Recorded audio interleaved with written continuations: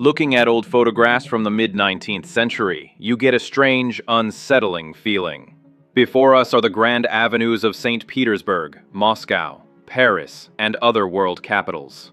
The perfectly paved streets, the flawless architecture, the beautifully restored buildings. Everything speaks of greatness and prosperity. It feels as if time has frozen at the peak of civilization. But this perfect picture is disturbed by one frightening detail: the complete and total absence of people. The streets are empty.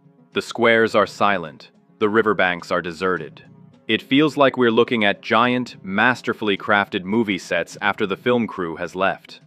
The main question that forms in your mind is simple, and at the same time terrifying.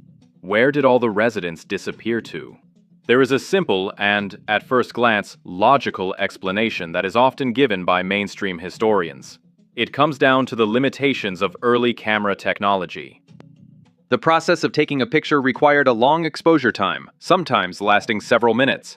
During this time, any moving object, a person, a carriage, an animal, would have moved out of the frame or been blurred beyond recognition. Therefore, only stationary objects like buildings, bridges, and monuments were captured on the photographic plate. This version seems convenient and explains everything, but it crumbles to dust when you take a closer look at city life from that time. After all, the pulse of a big city isn't just about people rushing by. City life is made up of many stationary and slow-moving elements that a long exposure would have been sure to capture. Imagine a bustling market or a shopping street. Even if the customers are moving, the vendors stand at their stalls and counters for hours. Where are they? Where are their goods, laid out on trays? The boxes of provisions, the barrels of drinks? None of this is there. And what about the transportation system? A city could not function without carriage drivers. Their bulky carts and carriages should have been parked at special stands, waiting for passengers. The drivers themselves might have been sitting or dozing nearby, but we don't see a single carriage, not a single cart. Nor are there any horses tied to posts, peacefully chewing hay or drinking water from buckets. These animals could stand in one place for tens of minutes or even hours. Furthermore, city life requires constant maintenance. Firewood and coal were needed to heat homes and cook food. So where are the neat stacks of firewood piled against the walls of houses? Where are the sacks of coal waiting to be unloaded? Where is any other household clutter that is inevitably present in a lived-in space? The streets in the photographs are sterile. The absence of people is just the tip of the iceberg. What's much more frightening is the absence of the very fabric of daily life, its tangible, motionless traces. The cities look as if they were carefully prepared for a photo shoot, with everything extra removed, including the residents themselves and the slightest signs of their activities. This perfect emptiness refutes the theory about flawed camera technology and presents us with a new, much more complex mystery. If the people weren't just missed by the camera, but were actually not there, then what event caused entire megacities to become empty? If the emptiness of the streets is baffling, a closer look at the buildings themselves turns that feeling into real anxiety.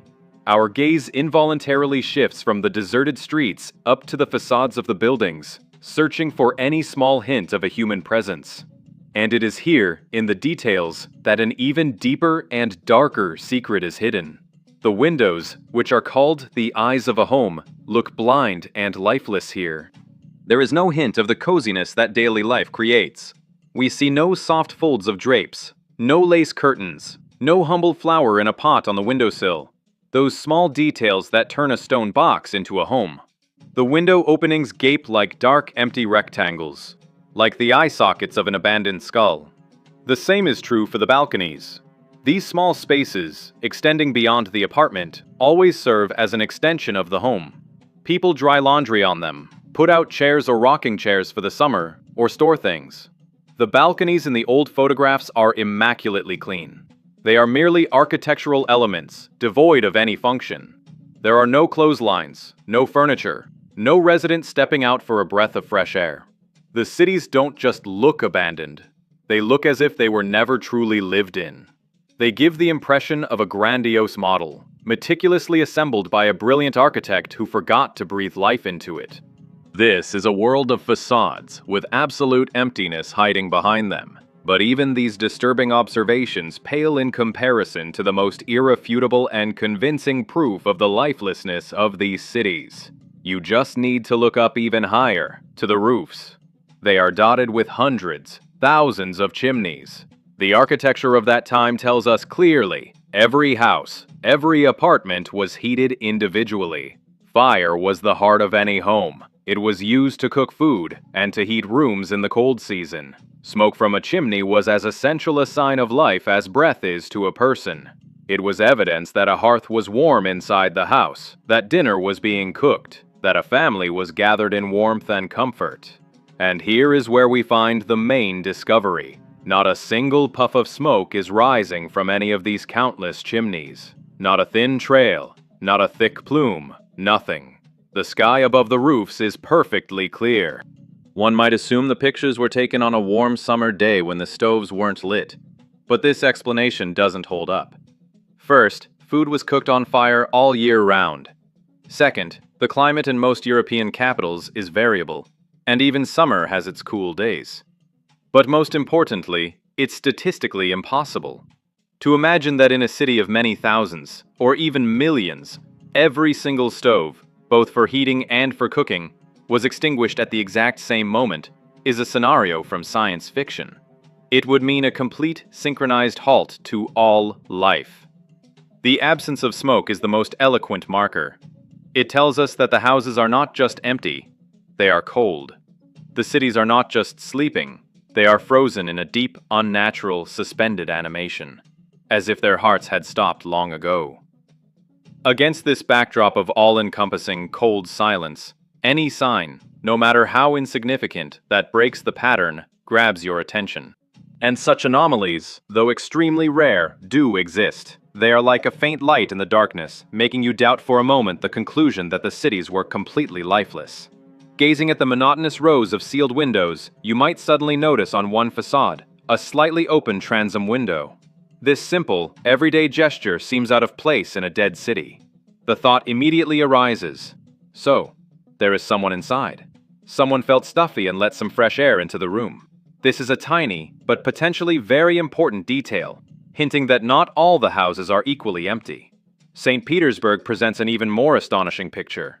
In some photos, its famous fountains are operating at full power. Powerful jets of water shoot into the sky from the mouths of mythological creatures, sparkling in the sun and crashing noisily into granite bowls. This spectacle itself requires complex engineering support, constant pressure in the pipes, and working machinery. But around this splendor, not a soul. Not a single admiring spectator, not a single strolling couple, not a single child reaching for the cool spray. The beautiful fountains and ancient statues are working in vain, demonstrating their power to an absolutely empty city. This creates a surreal, almost theatrical impression. Finally, we even find a direct contradiction to the idea of cold hearths.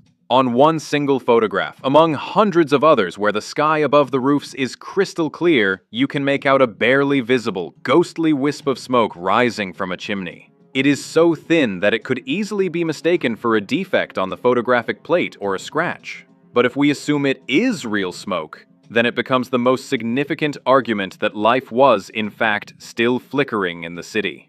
One hearth, one burning fireplace in a vast, frozen metropolis. However, each of these puzzles has a double meaning.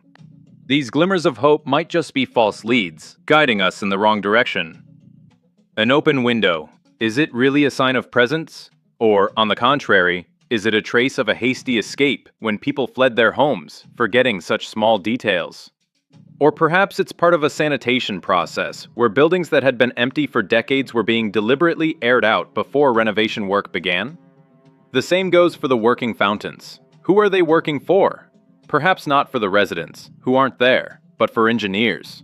This could be a test run, a check of the repaired water supply system, a demonstration of the completed work, captured in a photo for a report, not a scene from daily life. Even the lone wisp of smoke, if it's real, doesn't prove the city is inhabited.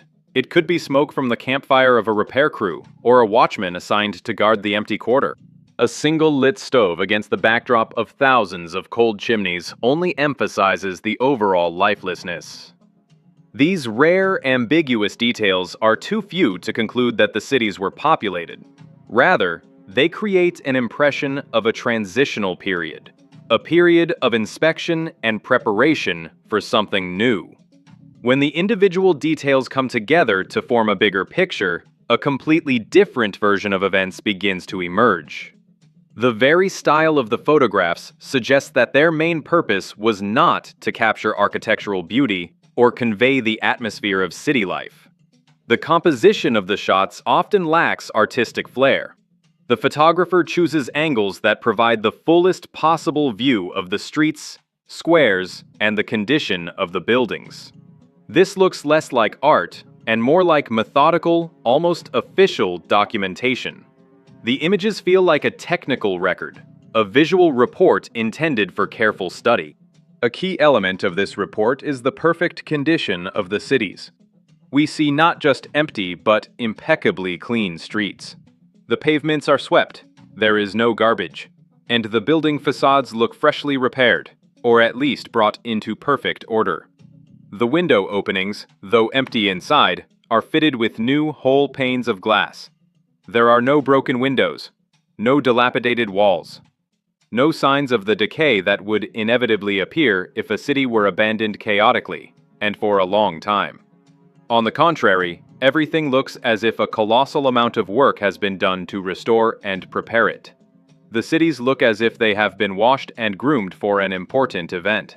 This version explains many of the previously mentioned oddities. The sterile cleanliness, the absence of any trace of daily life, the fountains running in test mode. All of this fits perfectly into the concept of a large-scale inspection. It's likely these photographs were commissioned by some government agency, perhaps for the country's top leadership. The purpose of such a photo shoot could have been to demonstrate the readiness of the megacities for a new phase, resettlement. After some catastrophic event that led to their complete desertion, enough time had passed. Massive restoration work had been carried out, clearing, repairs, replacement of utilities. And now, in the final stage, the result needed to be documented. The photographs served as visual confirmation. The property is ready for occupancy. They were meant to show that the cities were once again habitable. That is precisely why there are no people in them. The residents simply hadn't been moved in yet. They were awaiting a decision that would be made based, in part, on these reports. We are not seeing a living city, but rather a housing stock prepared for settlement. This explains the absence of personal belongings, the perfect order, and the general feeling of an uninhabited yet fully functional space. The pictures captured a unique moment, the pause between the end of a great restoration and the beginning of a great resettlement. But this raises the next, even more fundamental question. What kind of catastrophe could have made it necessary to completely evacuate and then repopulate the largest cities in the world? The search for an answer takes us from the realm of architecture and photography into the grim annals of climate history. Official chronicles record an event known as the Year Without a Summer. It is dated to 1816, and its cause is considered to be the colossal eruption of the volcano Tambora in Indonesia, which spewed a gigantic amount of ash and sulfur into the atmosphere. This suspension, like a giant screen, blocked the Earth from the sun's rays for a long time, causing a sharp and devastating cooling across the entire northern hemisphere. However, if you dig deeper into old European sources and chronicles, you can find mentions that this period of darkness and cold lasted not 1 year, but a full 3 years.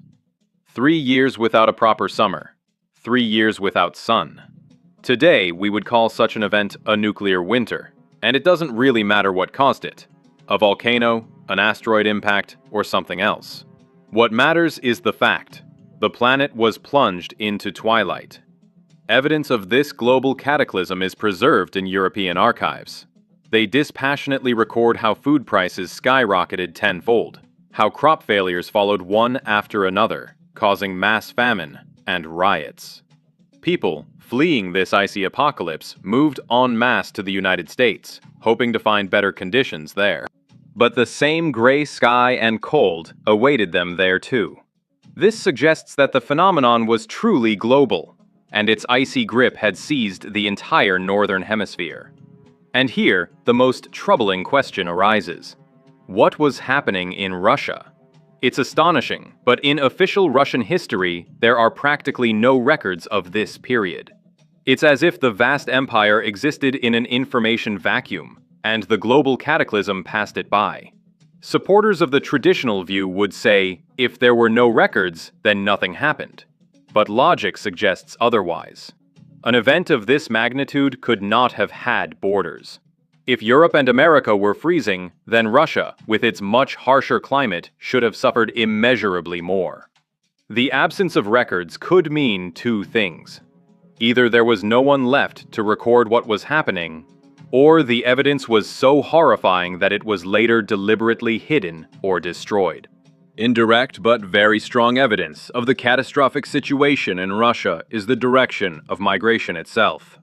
Why did Europeans flee across the ocean to the USA and not east to Russia, which was much closer? There can be only one answer: because the situation there was even worse. If there was famine in Europe, then in Russia there was likely a complete collapse of the food supply. 3 years without sun for an agrarian country means 3 years of total crop failure. This isn't just a food shortage, it's its complete disappearance. Stockpiles, no matter how large, cannot last forever. The catastrophe that left the cities empty began its countdown not in the streets, but in the frozen fields where the grain never grew. When the fields stopped yielding crops, a merciless countdown mechanism was triggered. The first to feel it were not the people, but the foundation of civilization at that time: the horses. The hay reserves calculated to last until the new grass in June ran out, but summer never came. A horse without feed turns from the main source of power into a burden. One can assume that for a while people tried to feed them with grain from human stocks, but this was only a postponement of the inevitable. Every bag of oats given to a horse was a bag taken from a starving family. Sooner or later, the choice was made. The living transportation network, the circulatory system of the empire, was put under the knife to feed its owners. With the disappearance of horses, the last thread connecting the cities to each other was severed. In the capital, St. Petersburg, the authorities could not have been unaware of the scale of the disaster. Imagine a desperate attempt to organize a rescue. Where could they get food from? Only from the south, from those regions where some state grain reserves might have survived. But how to send an order, for example, to Rostov-on-Don? In an era without the telegraph, radio, or internet, the only means of communication was a physical carrier, a courier with a letter, certified with a seal and signature. This person had to travel more than 1,000 kilometers. In normal times, this was a long but feasible task. In the conditions of the new ice age, it became a suicide mission. The roads, if they could still be called that, were buried under a multi-meter layer of snow. Ceaseless blizzards wiped out any landmarks. Even if they could find hardy enough horses and feed for them, they simply couldn't get through. A horse pulling a sleigh cannot move through deep, loose snow. The path must be cleared or packed down. Now imagine thousands of kilometers of roads covered with a 1.5 to 2 meter layer of snow. With what forces could it be cleared? By hand? With shovels? This is absolutely unrealistic. Officially, no special equipment for snow removal existed. Even in our time, in the age of powerful snowblowers and a fossil fuel economy, one heavy snowfall can paralyze a federal highway for weeks. What can be said about that era? Thus, a complete and final transportation collapse occurred. The cities found themselves in a real ice blockade, cut off from the world not by walls and armies, but by an insurmountable force of nature. Any attempts to deliver food from the south were doomed.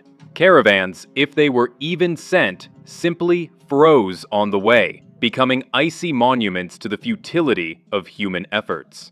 Perhaps some gangs robbed them along the way, because in conditions of universal famine, laws ceased to apply.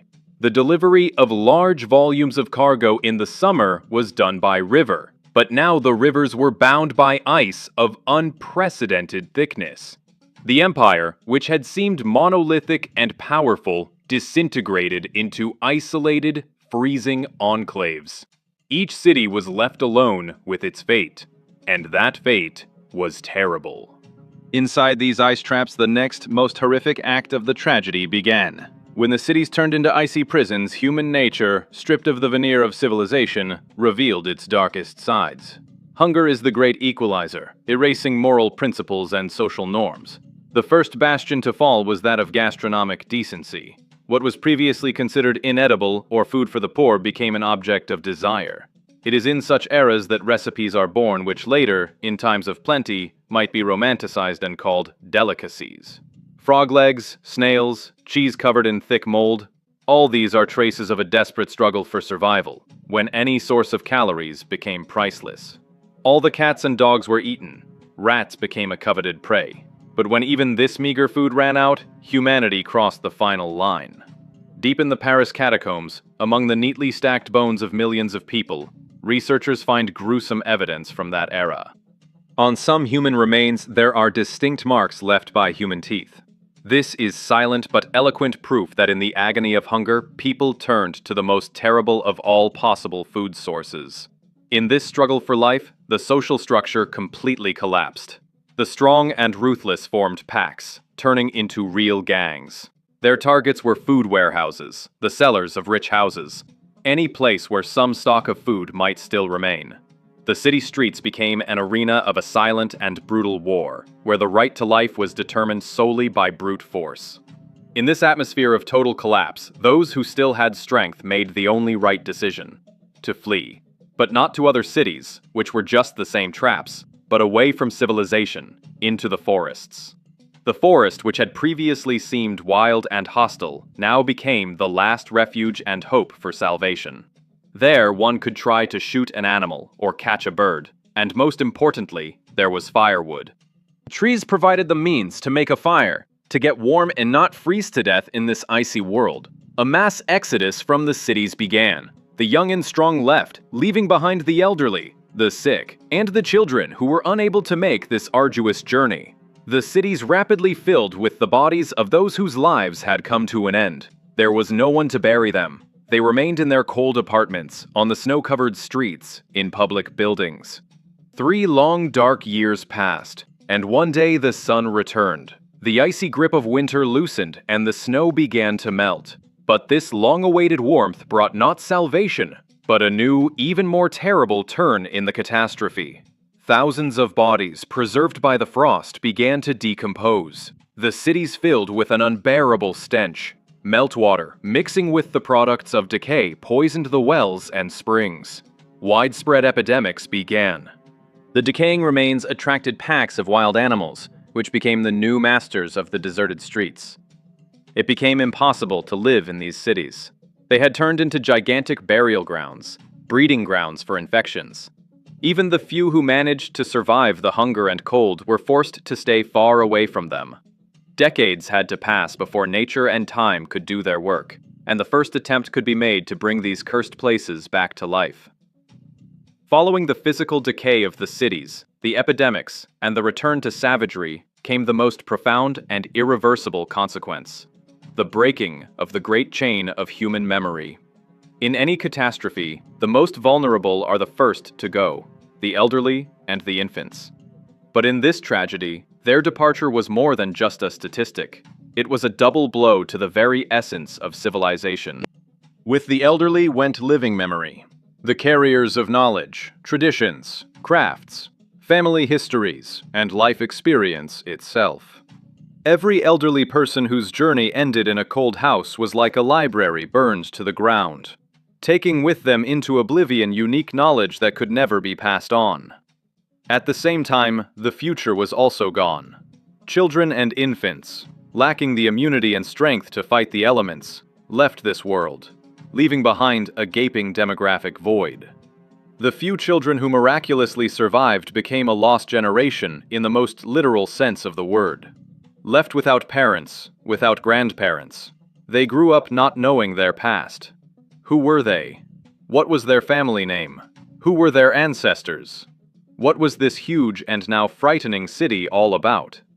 All these questions remained unanswered. Their memory was a blank slate, on which only vague, nightmarish images of cold, hunger, and loss were imprinted. They knew neither the old faith, nor the old laws, nor the old culture. They were the perfect material for forming a new society. You could instill anything in these rootless children. A new history in which there was no terrible winter. A new language cleansed of old concepts. A new country built on the ruins of a world they did not remember. Perhaps it was this phenomenon that gave rise to the precise and chilling Russian expression, "Ivan who doesn't remember his kinship." This was not just a figurative insult, but a literal description of an entire generation of people who grew up without a past. It was a social diagnosis given to a society that had suffered from amnesia. The scale of this tragedy was so monstrous that any subsequent government would be interested in consigning it to oblivion. To admit that the great capitals had died out from hunger and cold, that civilization had regressed to cannibalism, was to admit the complete failure of the old world order. It was much easier and politically more expedient to create a new myth. A myth of wild, empty lands that were newly settled and built by wise and strong rulers. History was not just rewritten. It was created anew on the scorched field of collective memory. And in this context, the old unpeopled photographs acquire their true, final meaning. They cease to be just a mystery or a historical curiosity. They become the main, silent witness to that great catastrophe and the great forgetting that followed.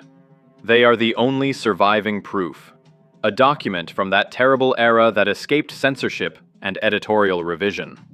Looking at these perfectly clean, restored, and absolutely empty cities, we are not just seeing streets without people. We are seeing the last, incorruptible page from a chapter of history that an entire civilization decided to rip out and burn, so that it would never be remembered again.